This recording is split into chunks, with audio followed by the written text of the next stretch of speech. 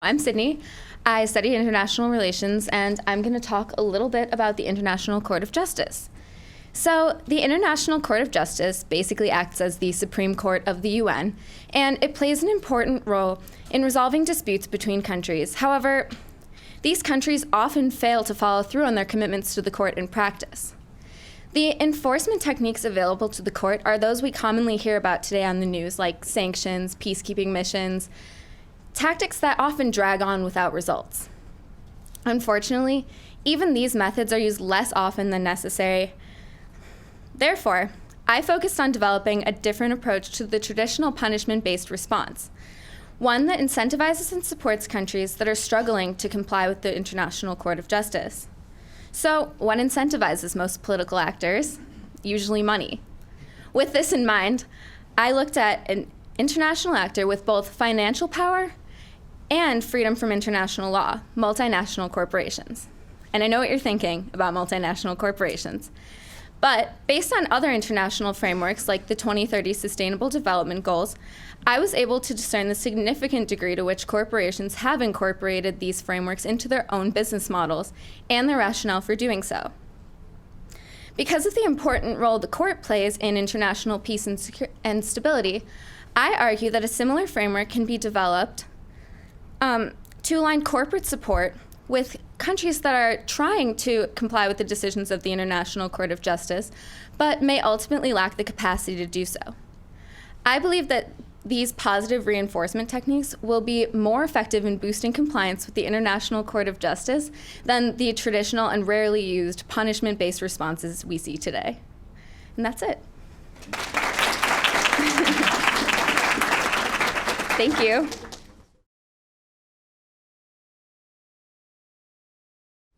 Hi everyone, my name is Praveen Menon. I'm in CAS, majoring in architectural studies. And my project is titled A Social Construct. It got started because I asked, although we encounter new spaces almost every day, what makes a space worth staying in? As humans, we adapt to our environment, adjusting our habits to each new place we stumble across. But with today's advancements in prefabricated architecture, why can't we design structures that evolve as their inhabitants change?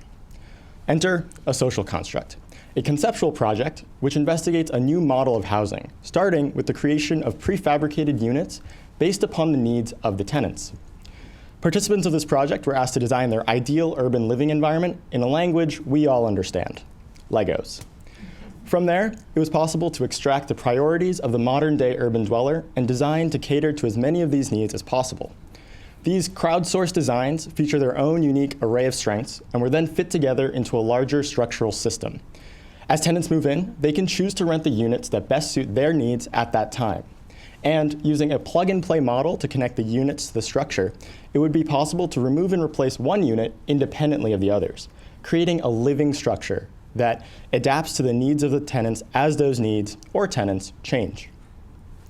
This project aims to combat the obsolescence of architecture and the frequency at which people move from place to place. User neglect, crime, and deterioration have condemned urban mass housing structures, or have given way to forms stripped of their character in order to pass off old structures as viable environments for modern living.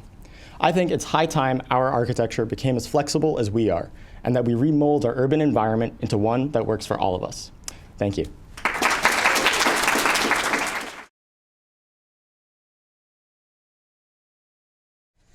Hey everybody, so for those of you who don't know me, my name is Julia and I'm in CAS studying economics and public health.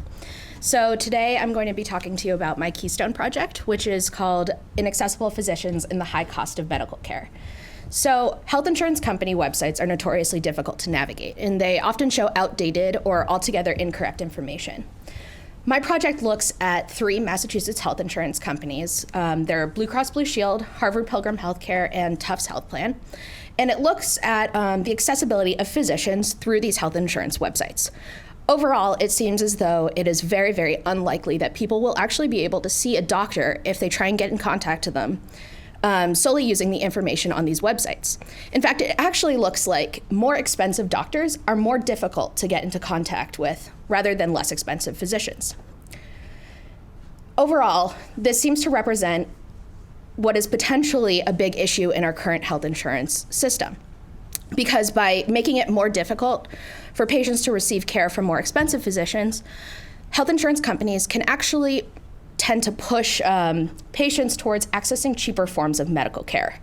This is a way that insurance companies can potentially maximize their profits by minimizing their costs. So overall, this represents an enormous inefficiency in our current health insurance market, and I look forward to talking to you more about it if you come and visit me. Thanks.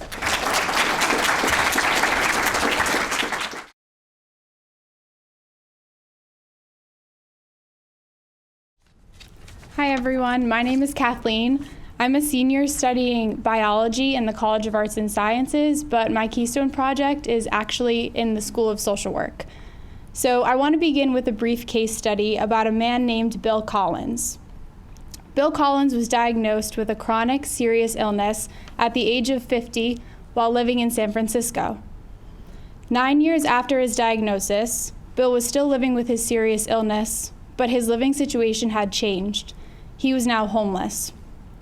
For Bill and many other homeless adults in our country who are living with serious illnesses, accessing healthcare can be extremely difficult.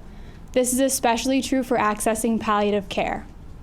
Now, palliative care is specialized medical care for those living with serious illnesses, and it focuses primarily on symptom relief, the discussion of end-of-life care preferences, and the improvement of quality of life. While research has shown that adults with serious illnesses greatly benefit from palliative care interventions, traditional palliative care programs do not fit the needs of the homeless population. So my Keystone investigated the current state of palliative care programs in the U.S. that have been specifically created or adapted for homeless adults with homeless adults in mind. And I want to jump back to Bill just before I end. Luckily, Bill Collins found housing 3 years after becoming homeless. He was able to focus on himself and his recovery. Unfortunately, Bill Collins' story is not unique, and that is not the outcome for many homeless adults. Unfortunately, many of our current homeless adults are living out the ends of their lives on the streets in rather unsupported and unacceptable situations. So by highlighting and discovering these programs that can provide palliative care for homeless adults successfully, we hope to grow the network of providers and programs who see this need in their communities and wish to do something about it. So if you'd like to know more about this, come visit me at my poster.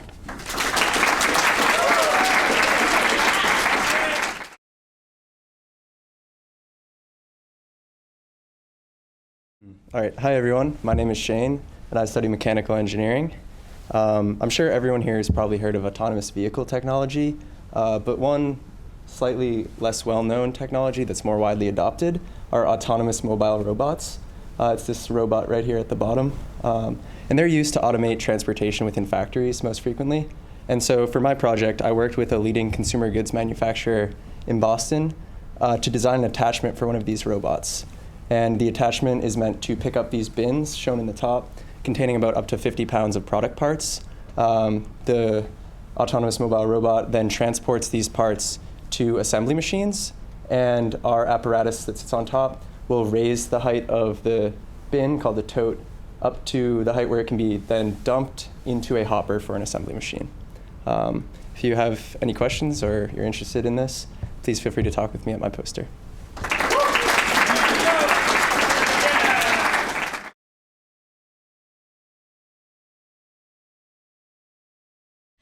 Hi everyone, my name is Angela May, and I'm currently a senior in CAS studying biochemistry and molecular biology. For my project, I worked in collaboration with Dr. Tsunea Ikezu at the Boston University School of Medicine Laboratory of Molecular Neurotherapeutics. For those of you who don't know, the diagnosis of autism has risen sharply since the 1980s. In 1980, it was 1 in every 10,000 people that were diagnosed, and in 2018, it has now risen to 1 in every 59 people. While this increase can be attributed to our increased understanding of mental health and different disorders in that realm, there's also a lack of understanding in the actual molecular and cellular mechanisms behind the pathophysiology of autism spectrum disorders. So for my project, I hope to optimize the protocol to understand the role of microglia in the actual pathophysiology of autism spectrum disorders, or ASD. Now, microglia is one of the first line of defenses in the immune system for the central nervous system. And upon activation of an immune response, it can lead to sustained production of microglia. Upon this sustained production, this can lead to a decrease in neurogenic circuits in the brain if this occurs early during fetal brain development. So for my project, I was hoping to optimize a protocol of nuclei isolation in order to quantify the expression of neurons and microglia in the brain in an effort to understand different linkages between an ASD and non-ASD brain in regards to the amount of microglia is produced during that time. So if you guys are curious about my findings, you can visit me in my poster outside. Thank you.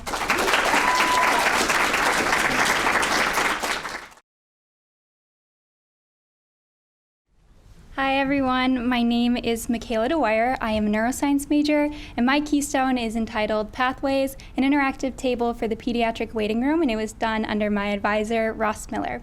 So the pediatric waiting room was a unique space to me because it serves as this gathering place where people of all ages are coming together and just waiting out this unknown period of time together. And that period of time, unfortunately, in most cases, is accompanied by feelings that can be very negative, especially for the pediatric patient. So what I wanted to do was take this experience and turn it into something more positive by providing some kind of interactive object that would allow for freedom of play and exploration, but also take advantage of the nature of the space and promote social interactions. So Pathways is what I came up with to do this, and it is this interactive table that has 4 separate proximity sensors embedded into the walls of the table. And these sensors, when a user activates one of them, will measure the distance of the user from the sensor and then use that measurement to output a specific color across the sculptural elements within the table. So I have a video of this. Let me just, I did it. So here's the video, and you can see as each sensor is activated, only a subset of the lights within the table are actually lighting up. And this was to encourage multiple people coming to the table and using it together to have this more dynamic movement of light, but also these interactions with each other. Currently, my project is in the process of being placed at Boston Children's Hospital, but I have it here with me today, so if you are interested in trying it out, giving any feedback, or learning more about the process of building it, please come see me at my poster. Thank you.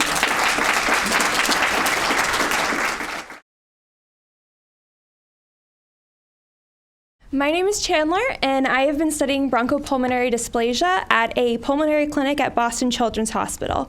Every year, 10 to 15,000 infants are diagnosed with bronchopulmonary dysplasia, or BPD, which is a chronic lung disease that affects preterm or premature infants. A preterm infant is one that is born before 37 weeks gestation, and these infants are ones who are at great risk for respiratory complications. Of the chronic population of preterm infants with BPD, the range of symptoms and prognoses differ greatly. Assumed to be the most severe of this cohort are infants that require a tracheostomy to be placed. A tracheostomy, or commonly known as a trach, allows positive pressure ventilation, or oxygen-supplemented air, to bypass the part of the trachea on its path to the lungs. The aim of our investigation is to examine the cohort of BPD patients with a history of tracheostomy at Boston Children's Hospital for their long-term respiratory outcomes by a retrospective analysis of their patient records. We examined their admissions to Boston Children's while their tracheostomy was in place and after it was removed to see differences in their admissions and expected outcomes. We also compared available pulmonary function testing, or spirometry, for severe BPD patients with and without history of tracheostomy so as to statistically examine any long-term respiratory differences. We found that for the great majority of patients, tracheostomies are typically placed before their initial discharge from the NICU, and they're typically kept in for 3 years. In addition, there are statistically significant pulmonary function differences between severe BPD patients with and without history of tracheostomy. It is important for physicians and parents to have information about expected practices and outcomes when determining whether an infant with BPD should require a tracheostomy, and that has been the great part of our research. Thank you.